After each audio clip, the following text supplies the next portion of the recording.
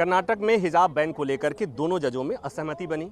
एक ने हाईकोर्ट के फैसले को सही ठहराया और दूसरे ने सरकार के फैसले को गलत ठहराया, हिजाब पर पाबंदी के फैसले को गलत ठहराया। तो हमारे साथ याचिकाकर्ता के वकील एजाज मकबूल साहब हैं। मकबूल साहब, पहले तो फैसले को ब्रीफ में बताएं। देखिए, आज इस मैटर में स्प्लिट वर्डिक्ट आया है।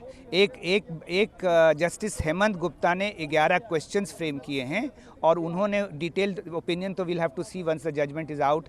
Then what he has held is that जो कर्नाटका गवर्नमेंट का जियो था banning the hijab and leaving it to those institutions to decide about it, he has upheld that ban created by the government GO, and he has also upheld the impugned order passed by the Honorable High Court.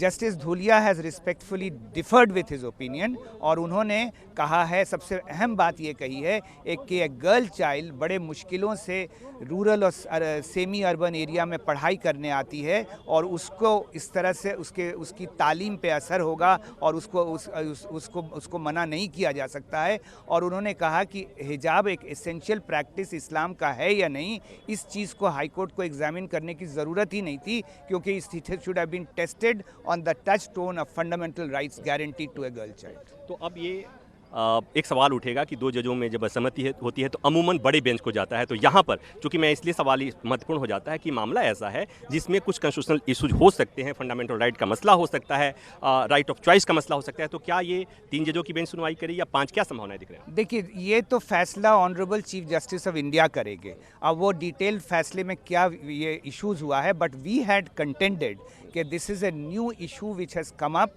for the first time and therefore it should be referred to a constitution bench under article 145(3) of the constitution of India.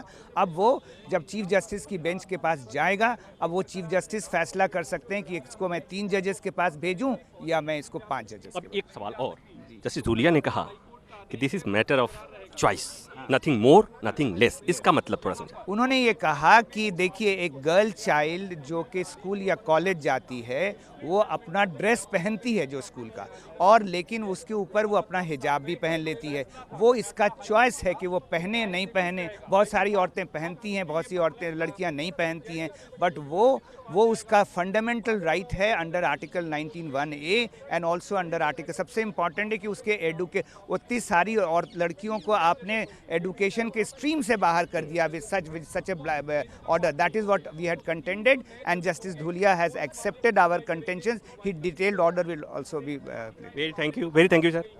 मतलब ये कि जब supreme court में सुनवाई चल रही थी तो याचिकाकर्ताओं की तरफ से ये बात कही गई कि जब पाबंदी लगी तो कर्नाटक में करीब 17,000 लड़कियों ने स्कूल जाना छोड़ दिया, उनकी पढ़ाई पर असर पड़ा।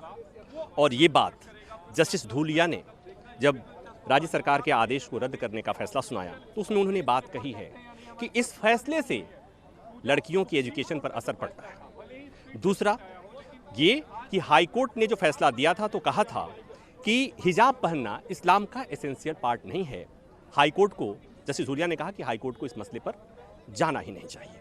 अब बड़ा सवाल ये कि मामला किस बेंच को जाएगा, बड़े बेंच को जाएगा, 3 जजों की बेंच को जाएगा या 5 सदस्यीय बेंच को जाएगा, क्योंकि इसमें right to choice, fundamental right to education और धार्मिक स्वतंत्रता का मसला भी शामिल है। तो इस बात की संभावना से इनकार नहीं किया जा सकता कि मामला बड़ी बेंच को, कॉन्स्टिट्यूशन बेंच को जाए। लेकिन फिलहाल ये मामला, इसको तय करने का अधिकार केवल और केवल मुख्य न्यायाधीश को है। तो पहले मुख्य न्यायाधीश के पास जाएगा और मुख्य न्यायाधीश तय करेंगे कि इस मामले की सुनवाई 3 जजों की बेंच करेगी या 5 जजों की संविधान पीठ करेगी। कैमरामैन दीपक के साथ प्रभाकर मिश्रा, न्यूज़ 24 दिल्ली।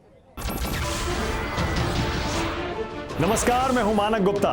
अगर आपको हमारा ये वीडियो पसंद आया हो तो इसे लाइक और शेयर जरूर करें, और हाँ, हमें सब्सक्राइब और फॉलो करना ना भूलें ताकि आप देश और दुनिया की कोई खबर मिस ना करें। तो जुड़े रहिए हमारे साथ और देखते रहिए न्यूज़ 24।